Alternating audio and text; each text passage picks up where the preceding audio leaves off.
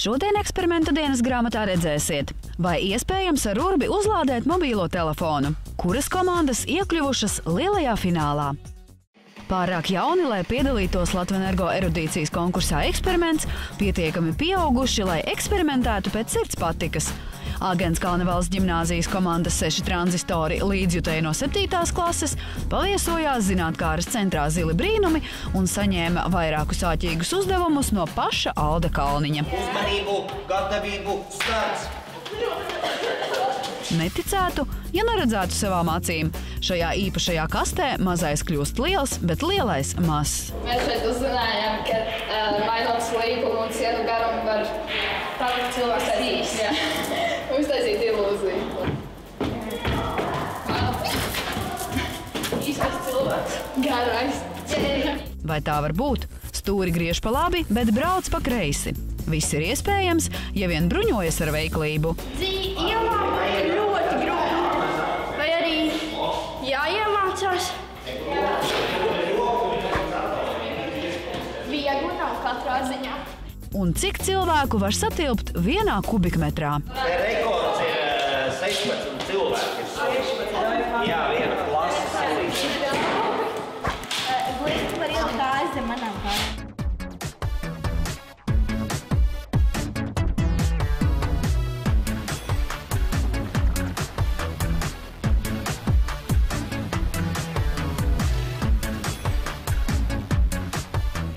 Cik šitas ir zinātkāres centrs, tad esiet ziņkārīgi un paskatieties tur iekšā. Tev bija taisnība par dažādiem garumiem. Ja?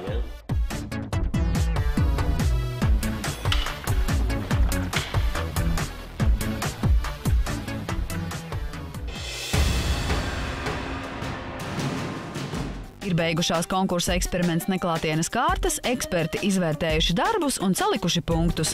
Tikai 6 komandas, pa vienai no katra reģiona, maijā dosies uz lielo finālu Rīgā, lai cīnītos par Latvijas erudītāko jauniešu titulu un galveno balvu – neaizmirstamu ceļojumu. Finālu visā Latvijā varēs redzēt LNT tiešraidē un tajā piedalīsies.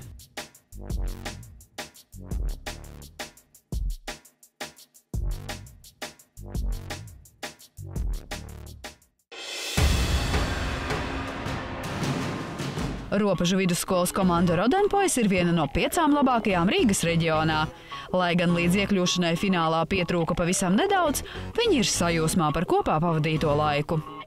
Esmu ieguvusi ļoti labu sadarbību ar saviem komandas biedriem un esmu ieguvusi ļoti daudz zināšanas, reiķinot uzdevumus un iemācījusies ļoti daudz formulas.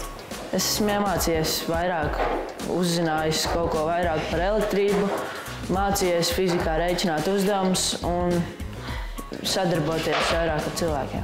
Es pavadīju ļoti labu laiku, mēs smējāmies, daudz runājām, arī ļoti daudz iespringām visā, bet kopumā viss bija ļoti labi. Mēs tādā īstā konkursā vieni paši, kur esam tur pirmo reizi tādā piedalāmies, un tā viņiem bija kā tāds lēciens būtībā šādā lielā konkurences spēlē, un tas, ka viņiem izdevās nokļūt tik tālu, tas viņos radīja ļoti lielu pārsteigumu pašiem par sevi un arī ticību un mērķtiecību, kas ir ļoti būtiski, lai viņiem tālāk dzīvē veiktos, jo ticēt, ka es arī varu, ne tikai kāds cits.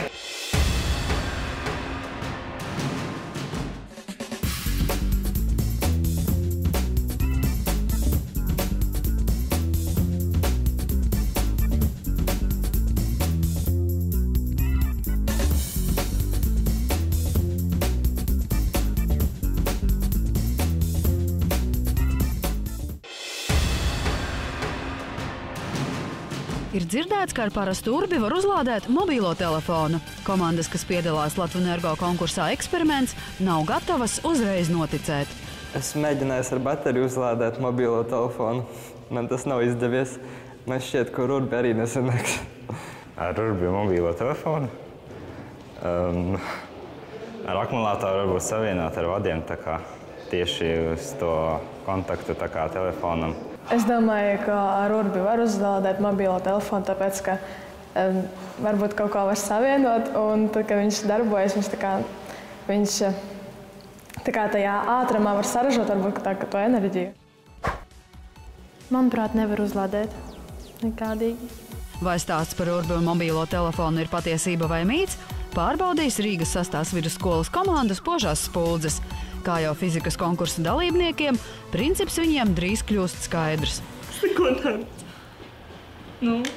Es domāju, kaut kur iespraudu, cerams, ka būs īstā vieta.